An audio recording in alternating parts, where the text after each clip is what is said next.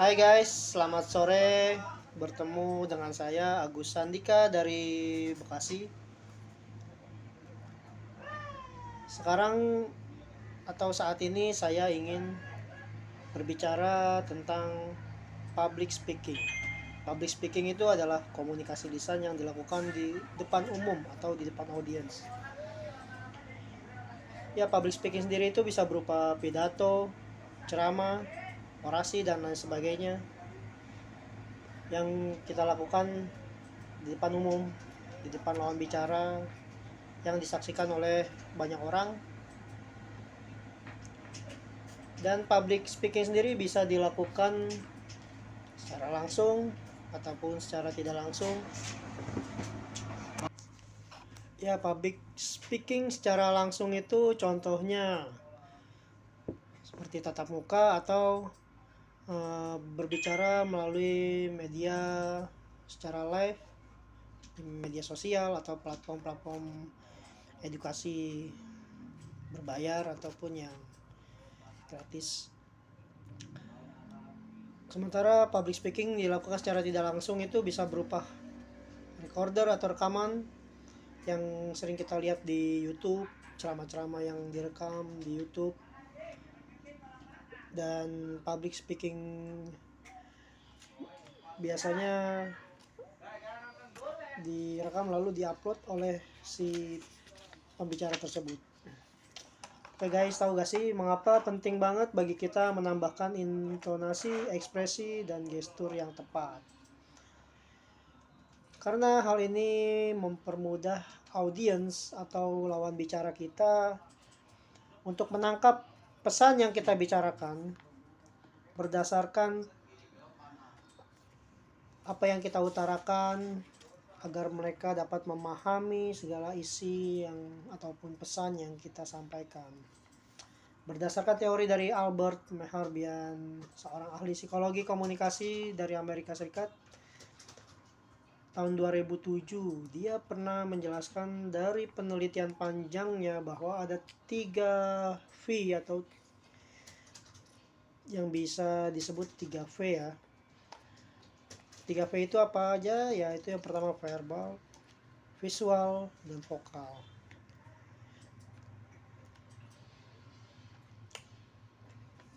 Dari persentase ini, dari ketiganya tersebut,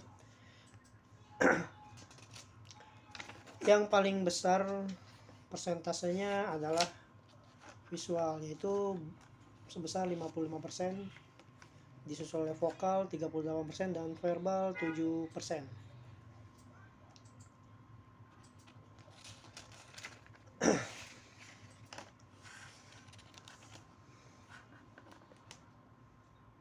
Jadi itulah betapa pentingnya menerapkan intonasi dan ekspresi serta gestur yang tepat untuk menyampaikan pesan kita secara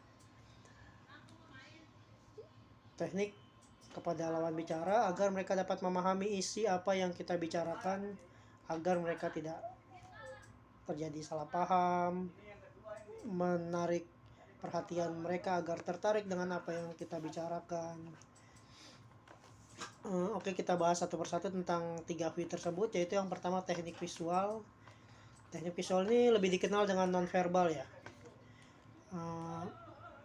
Mereka biasanya teknik visual ini yang diperlihatkan adalah penampilan, gerakan tubuh, sorot mata, sikap, dan lain sebagainya. Jadi agar lawan bicara itu dapat memahami dari gerakan tubuh kita. Jadi ketika kita melakukan gerakan tubuh, dia tahu nih apa yang sedang kita rasakan gitu, apa yang sedang kita bicarakan.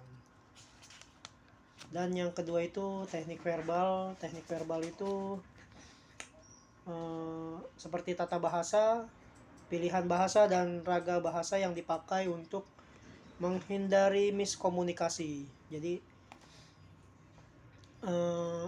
tata cara bahasanya diatur, penggunaan bahasanya diatur agar lawan bicara kita dapat memahami apa yang kita bicarakan tersebut. Yang ketiga adalah vokal atau artikulasi ucapan yang jelas. Vokal biasanya vokal itu terdiri dari volume, jadi besar kecilnya suara dari orang tersebut, ritme, kecepatan, intonasi, atau tinggi rendahnya nada.